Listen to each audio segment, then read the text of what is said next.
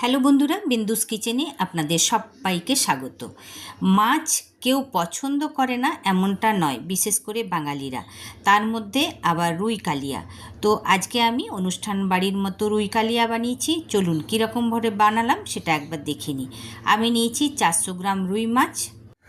মাছটাকে পরিষ্কার করে ধুয়ে নিয়ে নিয়েছি। এবারে নুন হলুদ মাখিয়ে নিচ্ছি। পরিমাণ মতো নুন হলুদ দিয়ে দিলাম। খুব ভালো করে হাত দিয়ে মাছের মধ্যে নুন হলুদটা মাখাবো। এখন বর্ষার মাস তো খুব ভালো করে একটু ডলে ডলে নুন হলুদটা মাখিয়ে নিতে হবে। মাখিয়ে নেওয়ার পর আগে আপনাদেরকে আমি দেখিয়ে দিচ্ছি কী কী মশলা ব্যবহার করেছি।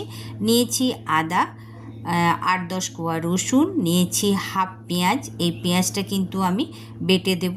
আর নিয়েছি 2টো এলাচ, 2টো লং আর 2-4টে নিয়েছি গোলমরিচ। এইগুলোকে আমি পিষে নেব। দেখুন তেল গরম বসিয়ে দিয়েছি। তেলটা খুব ভালো মতো গরম হয়ে গেছে। এবারে এক এক করে মাছগুলোকে আমি ভেজে তুলে নেব।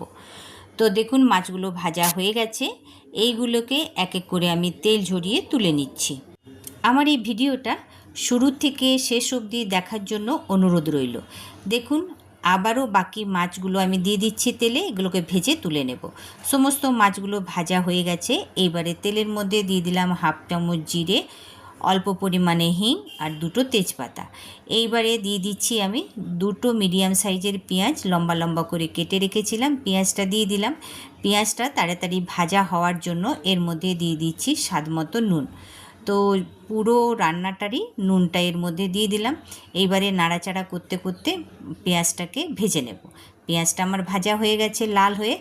যেহেতু ভাজতে ভাজতে একটু শক্ত হয়ে গেছে পেঁয়াজগুলো, তাই একটু জল দিয়ে দিলাম একটু নরম হওয়ার জন্য।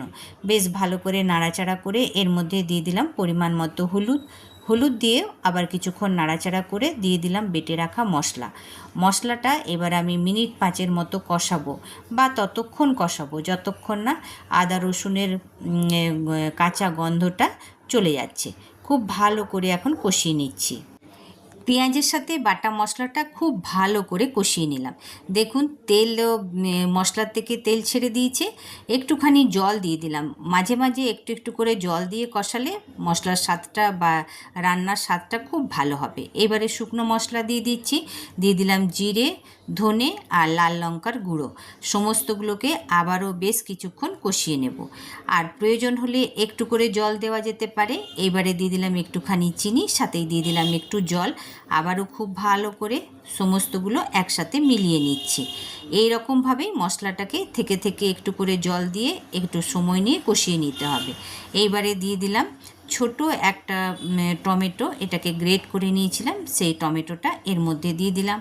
আবারও কিছুক্ষণ এটাকে কষিয়ে নিতে হবে। এই রকম করেই মশলাটাকে কষাতে হবে। এখনই মশলার একটা খুব সুন্দর গন্ধ বেরিয়েছে। এইবারে দিয়ে দিলাম ঝোলের জন্য জল।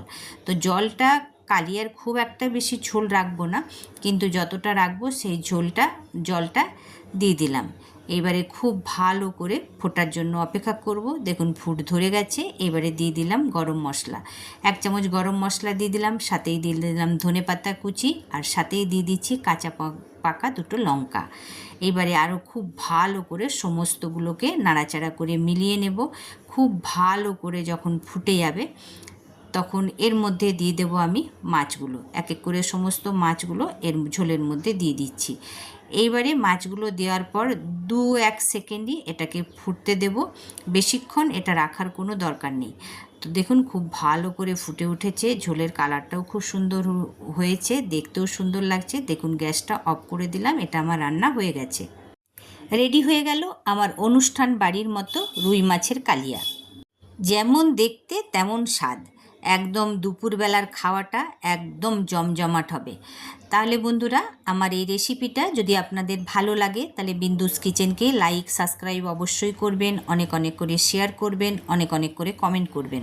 আমার এই ভিডিওটা দেখার পর যদি আপনাদের ভালো লাগে তাহলে অবশ্যই একবার রান্নাটা বানিয়ে দেখবেন। আর বানাবার পর আপনাদের কেমন লাগলো সেটাও কমেন্ট করে জানাবেন।